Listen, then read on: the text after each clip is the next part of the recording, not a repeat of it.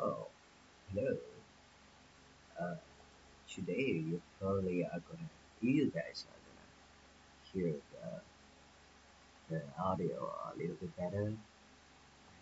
Well, I didn't bought it. I had a headphone lying underneath my bedroom, and it stayed there for probably months. But I finally got it back, and yeah, I have a microphone now. I truly hope it's plugged in. Because it would be so fucked up if all of a sudden nothing was there. So you probably are hearing that right now. My voice is a little bit deeper. It's not my fault. I think it's rather nice to have a voice. But, well, that was weird. I really have no idea what to talk about. I just kind of press play and hope my brain will think of something. Um, I don't know. I think I'm gonna search for a topic on internet on the internet and just talk. I can talk you about guys about how Greeks found it. I know all about the Greeks, but I know a lot more about the Romans. Yeah, yeah. Well, they were contemporary. Okay, here we go. We're gonna explain Romans because that's what I remember. So basically, there are um, two origins for Romans. We have the legendary one, which will have kind of mythology and legendary aspects about it, and we have the kind of like the historical way that we know that Romans come from a particular group that we're going to talk about in a moment, which are called the Indo-Europeans, which were really cool people. I don't think they were the first people to, walk on Earth, but they are very, very, very old. I, I think we all come from Africa, but they are very old.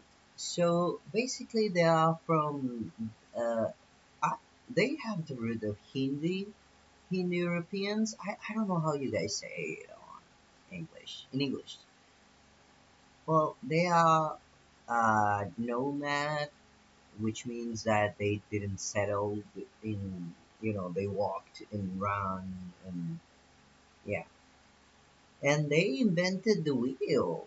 I know there is a I know there is a culture or civilization that it is thought that they invented the wheels, but they used cars to move. They were really smart. Well, so this is the first believed origin for Romans. It's believed that they descend from the Indo-Europeans, but there's another, let's say, mythological way of expressing how Rome was founded, and it was by the sons of the god Mars, who raped. Yeah, this is fucked up already. A nun who was, I believe, I don't remember the goddess she was. Yeah, but that god said, "Yeah, let's grape someone," and then two babies came from it, and were called Romulus and Remo, I think. And since I think the mother abandoned them. I mean, who wouldn't? Yeah. Well, things aside, where no, she was sorry raised well, not she wolf, but she was a female wolf, took the babies that were abandoned and raised them. That's why in some Roman cults they worship the wolf as a sacred animal because the founders, well, they're not okay. You're gonna see what happened to one of them in later. Okay, yeah, beware. So yeah, they worship the image of wolves because one of them raised, the founder of Rome. So here's the thing. So they lived in a place, let's say a village, that wasn't just yet Rome. So it is believed that both of them grew to be very, healthy and you know, good for war and stuff like that. And then they wanted to found their own villages, but there was a problem. They wanted the same hill in which Rome was founded. So they had a little competition in which they would have an eagle decide who would, be ruler. And you have to understand that uh, eagles were eagles are the primordial, let's say, uh, animal for Zeus. I know Zeus is Greek, but I don't. Oh, Jupiter.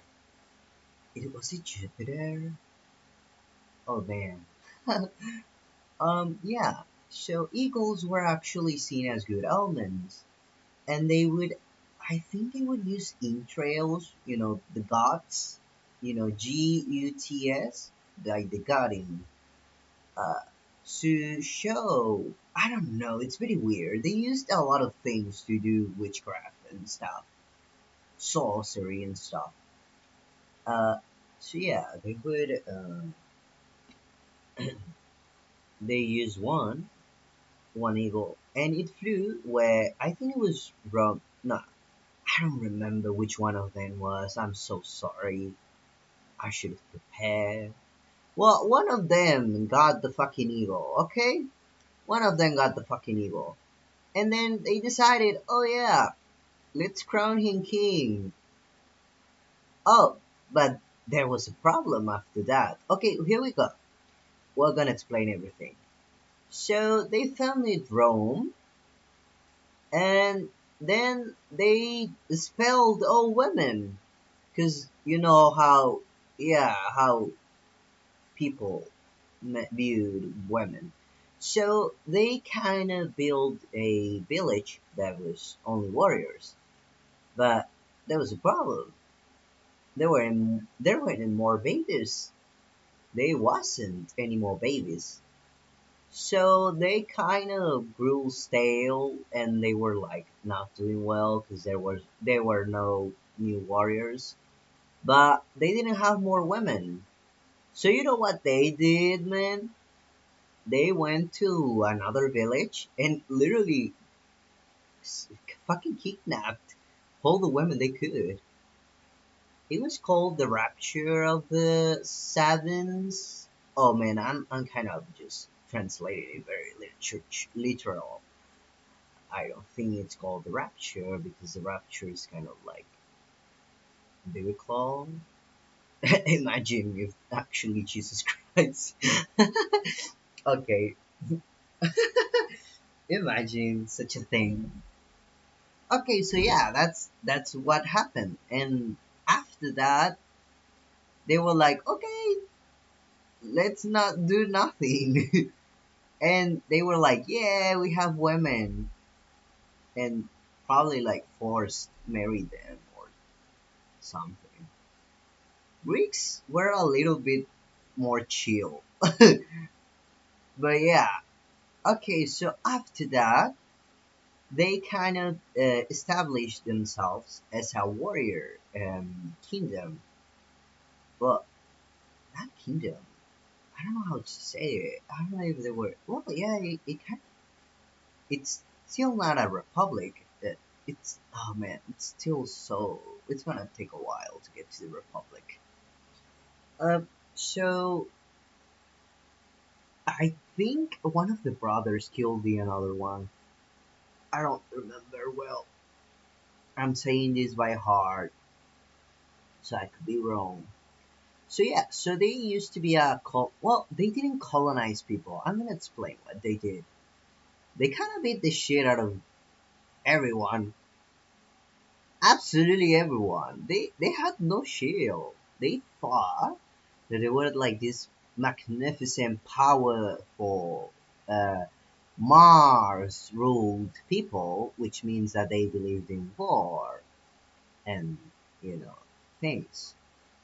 Our teacher told us that it was the birthing of Rome was very representative.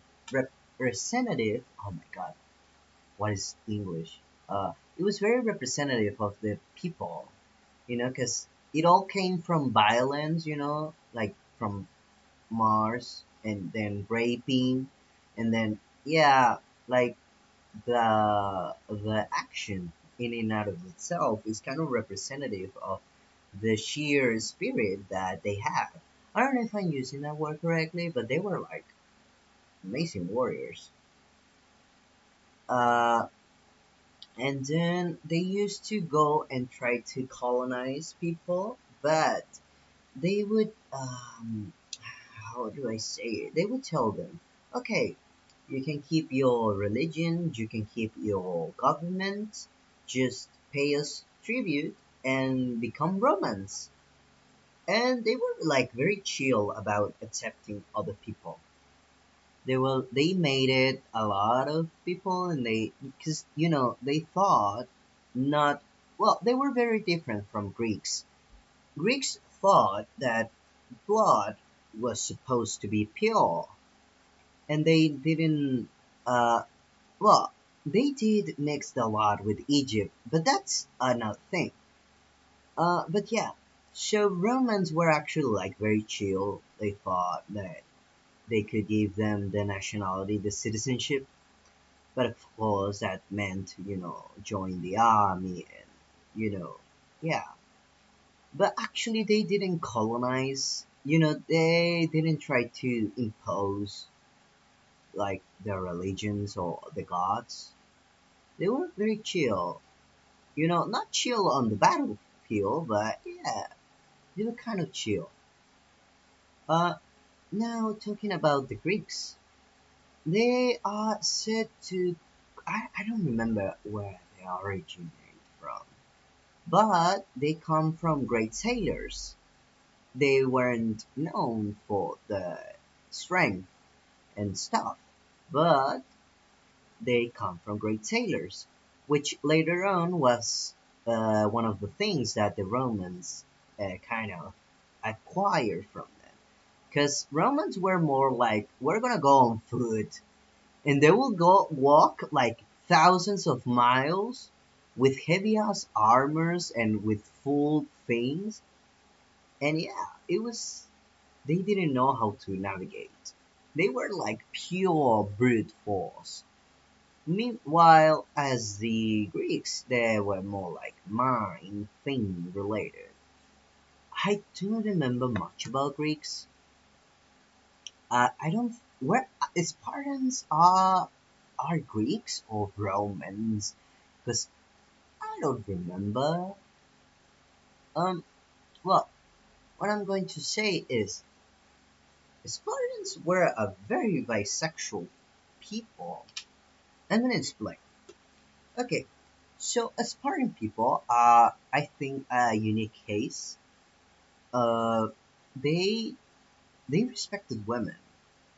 They didn't view them as warriors, as for example Nordic people did, but they would value them for they thought they were warriors childbirth, which yeah, it's not fucking easy, and they value them. But if you were talking about intimate relationships and, fraternal brotherly love. The Spartans actually were kind of very bisexual because it was kind of like a rule that, okay, here's how they were, you know, constituted. They used to go in groups of two. If you were a warrior, you will be granted a partner, and said partner was often, yes, a lover. So yeah, they were very, very bisexual. I think they're very cool. They were very different from, if they're Greeks, or things like that, they were very different. And if they were Romans, the Romans were more traditional. They thought that, men and women, and yeah, and Greeks, that they had these weird relationships with masters and apprentices and then teachers and class. How the fuck do you say? It's not classmates, right? Well, you understand me. Now we're gonna talk about Macedonia. I have no idea how you guys say it in English. We're gonna have to work. But the place where Alexander the Great comes from. Now, here's the thing. Alexander is not Greek. He was from a colony from the Greeks. But since he was so great, literally Alexander the Great, I'm so sorry. I have to put little puns because this is history. Okay. Um. Where was I? Oh yeah. Oh no, I forgot. Oh, Macedonian. Oh, so yeah, he wasn't Greek per se, because Greeks really view down other people. They thought that they were like the smartest and the more, you know, things like that. Yeah. So yeah, they didn't view him. Well, they did view him as a Greek because they wanted all his, you know, trophies and stuff. But he actually wasn't like a role model for Greeks. First of all, he wasn't a bottom, but he tried. He tried bottoming. Kudos to him. that's, that's not easy. And Greeks, or was it Romans? They thought that the dominant one was the manly man, and the other one was kind of like just a bitch. I'm trying to understand to explain this the more I can. Okay, what I was trying to say is that Greeks really view down on other people that weren't Egypt's, well, Egyptians, because they loved Kemetic culture. But we're gonna talk about that on a separate thing. So yeah, Macedonia was a colony, and Alexander the Great was from there. And then he used to drink a lot. That's what killed him. Well, probably they poisoned him. Well, yeah. So he took a lot of wine, sorry, and then he used to sleep with a lot of men, and well, yeah, and he bottomed once. He was a bottom, yeah. Because here's the story. So he was supposed to have one of the most important travels. So one night after, he decided to go to a brothel and have some fun. But here's the thing: the next day, he cancelled his expedition and was said to be walking funny. Yeah, this happened. And yeah, so my boy probably bottomed for the first time, and he probably was hurt. And he was like, fuck this shit. I'm not doing that expedition. Yeah.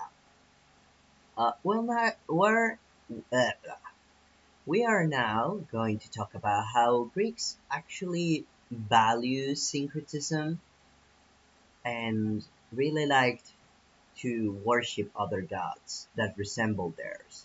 So, there was a time where Greeks colonized Egypt and they put white people as well, it's my way of saying it, but Greek people to lead Kemetic people. Well, Kemetic is more about the religion, but Egyptian people. That's why Cleopatra, the seven, because there were other Cleopatras, but she's the one that we usually know as Cleopatra. She was actually Macedonian, I think. Well, she descended from Greeks, so she was more likely white. So they usually are a very like glued together culture once they knew each other. So they used to Greeks used to like to go through other um, towns' pantheons and actually adopt the